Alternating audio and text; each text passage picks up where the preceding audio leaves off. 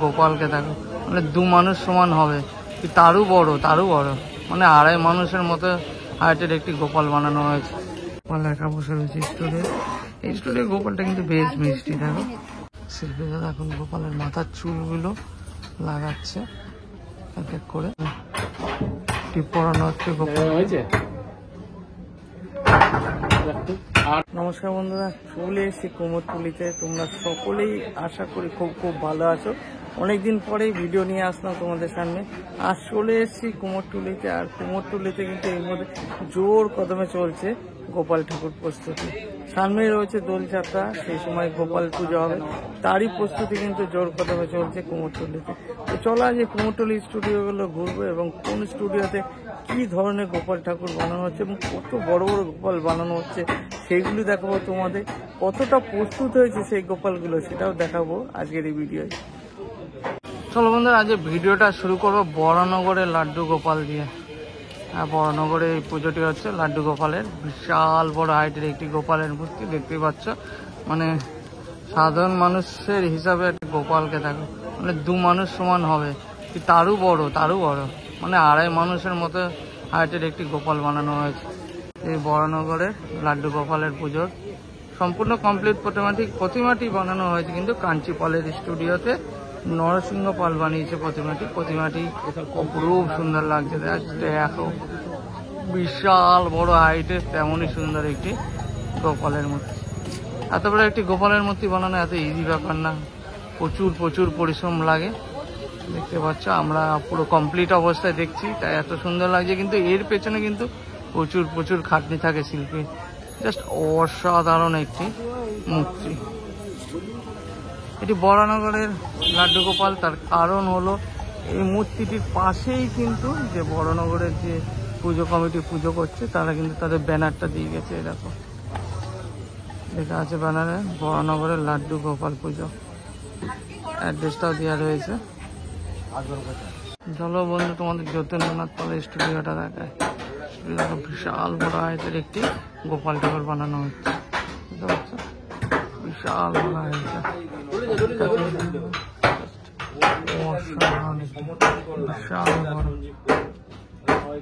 এখন সাজপনের কাজ হয়ে গেছে, এখন চোখটা হচ্ছে, তার সঙ্গে টিপ পরানো হচ্ছে গোপাল। বিশাল বড় হাইটের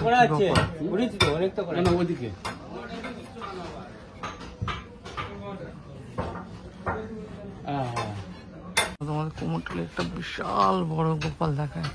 গোপাল ছোট হয় কিন্তু কুমোরটুলিতে যে গোপালটি বানানো হচ্ছে সেটি কিন্তু বিশাল বড় আকারের একটি গোপাল। দেখো বিশাল বড় আকারের একটি গোপাল বানানো হচ্ছে এবং খুব সুন্দর লাগছে গোপালটিকে। জাস্ট দেখো, জাস্ট অসাধারণ, কি সুন্দর মিষ্টি মুখ গোপালের। সাজ পরানোর কাজ চলছে দেখতেই পাচ্ছ। শিল্পী দাদা এখন গোপালের মাথার চুলগুলো লাগাচ্ছে এক এক করে, খুব সুন্দর লাগছে। এমনি সাজের কাজ অনেকটাই কমপ্লিট হয়ে গেছে। এই প্রতিমাটির এই পাশে রয়েছে আরো বেশ কিছু প্রতিমা। দেখো এখানে আরো একটি অপরূপ ছোট্ট বলবো না, মাঝারি হাইটের অপরূপ সুন্দর একটি গোপাল। দেখো প্রায় কমপ্লিট হয়ে গেছে গোপালটি, সাজ পরানো দেখতে পাচ্ছ, দারুণ লাগছে। ছোট্টর মধ্যে খুব মিষ্টি একটি গোপাল। দেখো খুব সুন্দরভাবে সাজানো হয়েছে গোপালকে।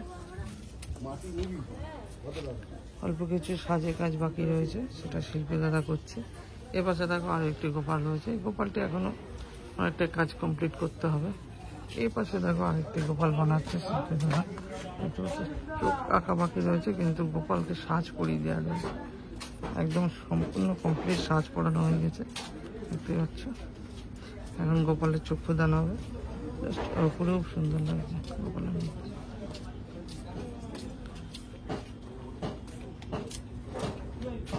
এবার তোমাদের এই স্টুডিওটা দেখায়। এই স্টুডিওতে দেখো গোপাল কিন্তু একা বসে রয়েছে, পুরো ফাঁকা স্টুডিও, গোপাল একা বসে রয়েছে স্টুডিও।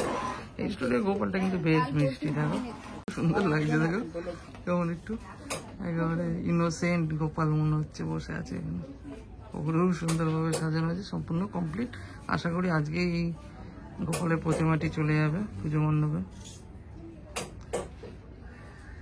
স্টুডিওটার নাম কিছু লেখা নেই, থাকলে তোমাদের জানাতাম। এটা কিন্তু অনেকগুলি গোপাল বানানো হচ্ছে, দেখো রং করা কাজ চলছে, দেখতে পাচ্ছ। এখন যে রংটা করা হয়েছে এখনো কিন্তু কাঁচা রয়েছে, দেখতে পাচ্ছ কিছু কিছু অংশ। কিছুক্ষণ আগে এই রংটি করা হয়েছে। এরপরে গোপালের চোখ মুখ সব কিছু আঁকা হবে, সাজানো হবে গোপালকে।